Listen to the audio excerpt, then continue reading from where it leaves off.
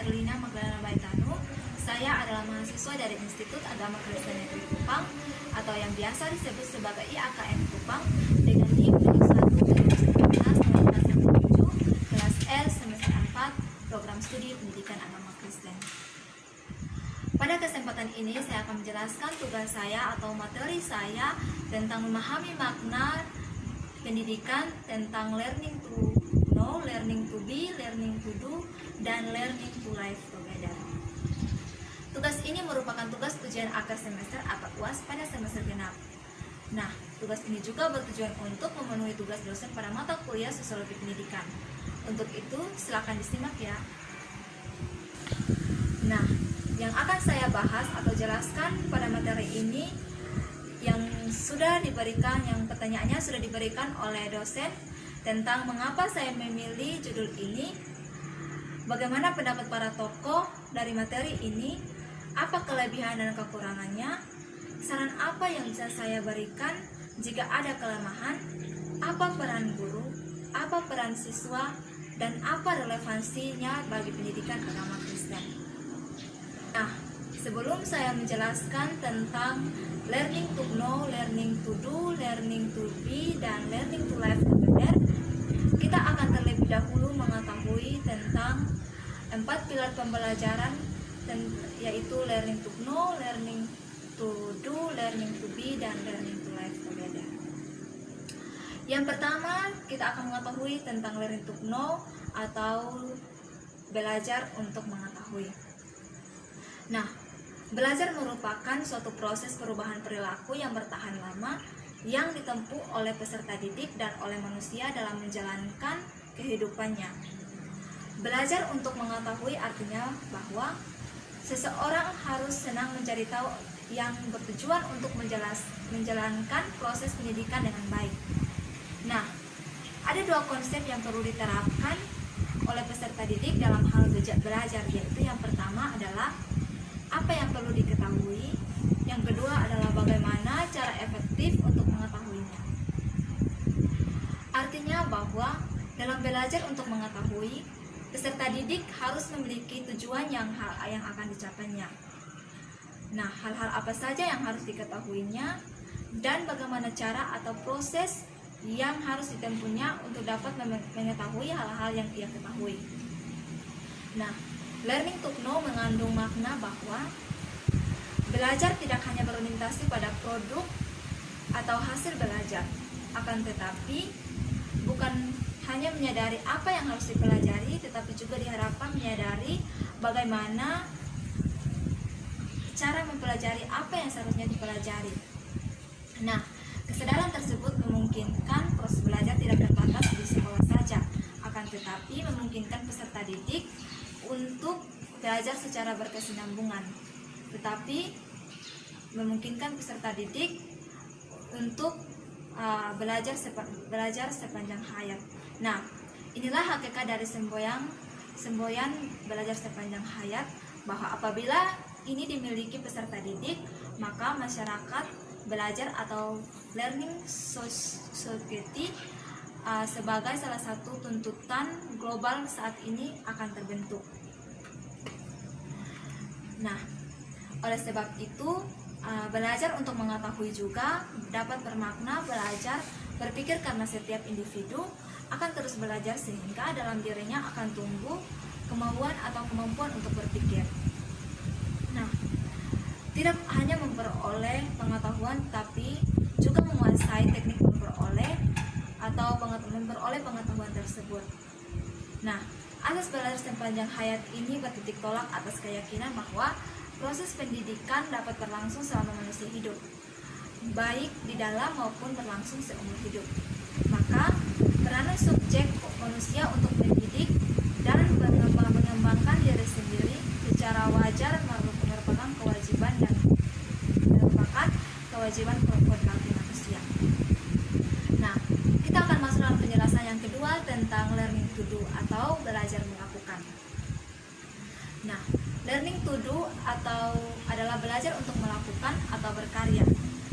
Nah, setelah peserta didik itu belajar mengetahui, belajar untuk mencari hal-hal yang ingin diketahuinya, maka peserta didik tersebut diiringi dengan potensi yang dimilikinya. Ia harus belajar dan bisa menghasilkan suatu karya dan potensi yang dimilikinya. Nah, belajar merupakan suatu proses untuk mengembangkan diri individu, khususnya belajar di sini yaitu dalam pendidikan formal atau dalam lingkungan sekolah. Nah, dalam hal ini juga Learning to Do mempersiapkan peserta didik untuk peserta didik atau manusia untuk bisa hidup di masyarakat atau terjun ke dunia kerja dan menghasilkan kreativitas yang dimilikinya. Nah, dalam Learning to Do juga ada 8 nilai inti yang diungkapkan oleh Agni EV, yaitu martabat manusia dan martabat tenaga kerja, kesehatan dan keharmonisan dengan alam, kebenaran dan kebijaksanaan, cinta dan kasih sayang, kreativitas, pendamaian dan keadilan, pembangunan berkelanjutan, persatuan dan solidaritas nasional, dan spiritual global. Nah, nilai-nilai yang ada dalam Agni EV tersebut merupakan suatu nilai yang perlu dimiliki oleh seseorang dalam hal belajar untuk berkarya. Nah, yang paling penting atau yang paling utama adalah nilai spiritual global, karena hal itu harus menjadi landasan bagi peserta didik atau bagi manusia dalam berkarya, agar karya yang dihasilkan tidak bertentangan dengan nilai-nilai dan norma-norma yang ada. Nah, Learning to Do ini mengandung makna bahwa belajar bukanlah sekedar mendengarkan dan melihat untuk mengakumulasi pengetahuan, akan tetapi belajar juga melakukan sesuatu aktivitas dengan tujuan akhir untuk menguasai kompetensi yang diperlukan dalam menghadapi tantangan kehidupan. Nah, dengan demikian Learning to Do juga berarti proses pembelajaran yang berorientasi pada pengalaman langsung atau learning by experience. Learning to Do untuk memperoleh bukan hanya suatu keterampilan kerja, tetapi juga lebih luas dalam sifatnya. Nah, kompetensi untuk berurusan dengan banyak situasi dan bekerja dalam tim. Pendidikan bekali manusia untuk tidak sekedar mengetahui tetapi lebih jauh untuk terampil berbuat atau mengerjakan sesuatu sehingga menghasilkan sesuatu yang bermakna bagi kehidupan. Kita akan masuk dalam penjelasan yang ketiga tentang learning to be atau belajar menjadi. Nah, learning to be adalah belajar untuk menjadi atau belajar untuk berkembang hidup. Nah, setelah peserta didik atau manusia belajar untuk mengetahui, belajar untuk berkarya, maka ia harus menjadi manusia yang seutuhnya. Nah, dalam Learning to Do ini, manusia berperan sebagai makhluk individu dan juga sebagai makhluk sosial dan yang bermartabat atau yang bermartabat atau bermasyarakat. Nah, dalam belajar berkembang utuh menurut Agni EV adalah untuk mendidik manusia menjadi manusia yang lengkap atau manusia yang sebenarnya.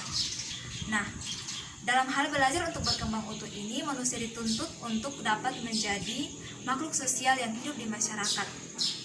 Nah, manusia yang berguna bagi masyarakat atau manusia yang berguna bagi dirinya dan bagi orang lain.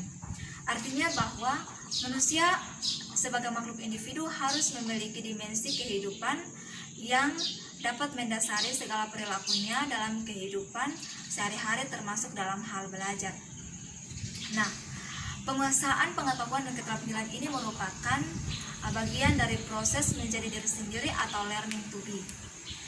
Nah, menjadi diri sendiri dapat diartikan sebagai proses pemahaman terhadap kebutuhan dan jati diri. Nah, di dalam pengertian ini terkandung makna bahwa kesadaran ini sebagai makhluk Tuhan yang Maha Esa, yakni makhluk hidup yang memiliki tanggung jawab sebagai khalifah serta menyadari akan segala kekurangan dan kelemahannya. Nah, learning to be dapat mengembangkan kepribadian lebih baik dan mampu bertindak menjadi mandiri. Nah, membuat pertimbangan dan rasa tanggung jawab pribadi yang semakin besar, mempunyai ingatan, penalaran, rasa tanggung jawab pribadi yang semakin besar, fisik, dan keterampilan berkomunikasi. Nah, belajar untuk berperilaku sesuai dengan norma-norma dan kaidah-kaidah yang berlaku di dalam masyarakat, belajar menjadi orang yang berhasil sesungguhnya merupakan proses pencapaian aktualisasi diri. Nah, learning to be sangat erat kaitannya dengan bakat, minat, perkembangan fisik, kejiwaan anak, serta kondisi lingkungannya. Misalnya, bagi siswa yang agresif akan menemukan jati dirinya diberi kesempatan cukup luas untuk menemukan jati dirinya atau untuk berekreasi. Nah, sebaliknya bagi siswa yang pasif, peran guru sebagai fasilitator juga bertugas sebagai penunjuk arah atau sekaligus menjadi mediator bagi peserta didik. Nah, hal ini sangat diperlukan untuk menumbuh perkembangan potensi diri dari peserta didik secara utuh dan maksimal. Dan selain itu, pendidikan juga harus bermuara pada atau berperi kemanusiaan.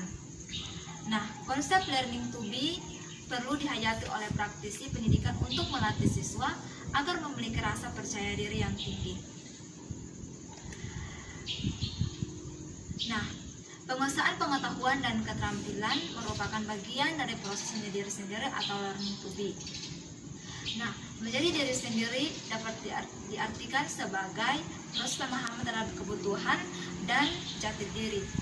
Nah, belajar berperilaku sesuai dengan norma-norma dan kaidah-kaidah yang berlaku di dalam masyarakat, belajar juga menjadi orang yang berhasil, sesungguhnya merupakan proses pencapaian aktualisasi diri, penguasaan pengetahuan dan keterampilan, merupakan bagian dari proses menjadi diri sendiri atau learning to be.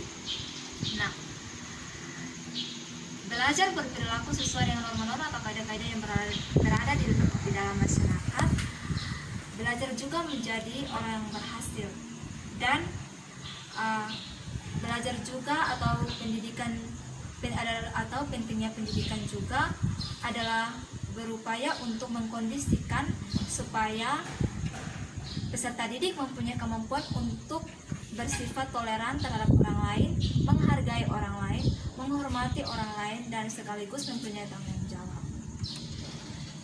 Nah, kita akan masuk dalam penjelasan yang keempat tentang learning to live together atau belajar untuk bersama. Learning to live together adalah belajar untuk hidup bersama. Dalam hal ini bahwa belajar setelah kita mengetahui apa itu belajar, bagaimana proses yang harus ditempuh seseorang dalam hal belajar, yaitu belajar untuk mengetahui, belajar untuk berkarya, belajar untuk berkembang utuh, maka manusia dituntut untuk belajar hidup bersama karena manusia selain merupakan makhluk individu, manusia juga merupakan makhluk sosial, makhluk yang tidak bisa hidup sendiri karena pada dasarnya manusia butuh bantuan orang lain.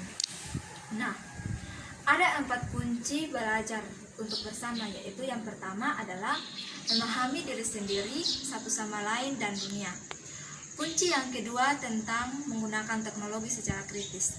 Kunci yang ketiga adalah mencari tempat kita di masyarakat, dan kunci yang keempat atau kunci yang terakhir adalah membangun dunia lebih layak dan lebih adil. Nah, hal ini sangat diperlukan sesuai dengan tuntutan kebutuhan dalam masyarakat global, di mana manusia baik secara individual maupun secara kelompok tidak mungkin dapat hidup sendiri atau mengasingkan diri dari masyarakat sekitarnya. Jadi, modal manusia untuk dapat hidup bersama dan hidup bersosialisasi diperlukan kunci tersebut agar dapat menjalani kehidupannya dalam hal bersosialisasi di lingkungan sekitarnya, baik itu di lingkungan keluarga, sekolah, dan masyarakat. Nah, saya akan menjelaskan pertanyaan atau menjawab pertanyaan yang diberikan oleh dosen, yaitu pertanyaan pertama adalah mengapa saya memilih judul ini. Nah, alasan saya memilih judul ini atau materi ini sebagai bahan penjelasan saya karena judul ini sangat menarik bagi saya, dan bukan saja menarik bagi saya, tetapi juga membuat saya sebagai calon guru bisa menerapkannya dalam dunia pendidikan. Nah, pertanyaan yang kedua yang diberikan oleh dosen tentang bagaimana pendapat para tokoh dari materi ini. Nah, menurut Maulana Pasaribu bahwa belajar untuk mengetahui, belajar untuk melakukan, belajar menjadi dan belajar dengan bekerja sama merupakan kebutuhan mendasar bagi peserta didik. Nah, penjelasan yang ketiga atau pertanyaan yang ketiga tentang apa kelebihan dan kekurangannya. Nah, kelebihan dari materi ini adalah keempat pilar pendidikan ini atau keempat pilar pendidikan tersebut dirancang sangat bagus dengan tujuan yang bagus pula dan sesuai dengan keadaan sampai sekarang yang menuntut peserta didik tidak hanya diajarkan iptek kemudian dapat bekerja sama dan memecahkan masalah, akan tetapi juga hidup toleran atau hidup rukun dengan orang lain di tengah-tengah maraknya perbedaan pendapat di masyarakat. Nah, dengan keempat pilar ini akan bisa tercapai pendidikan yang berkualitas. Nah, dan itulah kelebihan dari materi ini, dan saya akan menjelaskan tentang kelemahan dari materi ini. Nah, kelemahannya adalah meskipun keempat pilar ini dirancang sedemikian bagusnya, namun perlu diingat bahwa masih banyak aspek penghalang dalam pelaksanaan tersebut. Nah, seperti kurangnya SDM guru yang benar-benar mumpuni, perbedaan pola pikir setiap masyarakat atau daerah dalam memandang arti penting pendidikan, dan kemudian adalah fasilitas yang masih minim dan itu sangat menghambat kemajuan proses belajar mengajar dan kendala-kendala yang lain. Pertanyaan yang keempat tentang saran apa yang saya bisa berikan jika ada kelemahan. Nah, saran yang bisa saya berikan adalah sebagai seorang pendidik, kita harus bekerja bersama dalam memecahkan masalah agar kelemahan-kelemahan tersebut tidak lagi menjadi penghalang bagi pendidikan. Pertanyaan yang kelima adalah apa peran guru? Nah, peran guru dalam materi ini adalah sebagai berikut. Yang pertama, guru berperan sebagai sumber belajar. Yang kedua, guru sebagai fasilitator. Yang ketiga, guru sebagai pengelola. Yang keempat, guru sebagai demonstrator. Yang kelima, guru sebagai pembimbing. Yang keenam, guru sebagai mediator. Dan yang terakhir atau yang keenam adalah guru sebagai evaluator. Nah, pertanyaan yang keenam tentang apa peran siswa. Siswa mempunyai peranan untuk mampu memahami setiap materi yang diberikan oleh guru dan mampu berperan dalam lingkungan di mana siswa tersebut berada, serta mampu menempatkan diri sesuai dengan perannya agar apa yang menjadi cita-cita dari siswa tersebut dapat tercapai. Pertanyaan yang ketujuh atau pertanyaan yang terakhir dalam materi ini adalah apa relevansinya dengan pendidikan agama Kristen. Nah, hubungan dari learning to know, learning to do, learning to be, dan learning to live together dengan pendidikan agama Kristen adalah mempunyai kaitan yang sangat erat.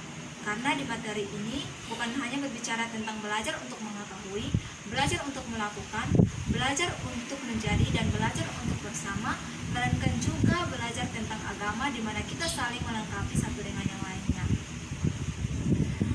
Demikianlah tugas dari saya atau penjelasan materi dari saya.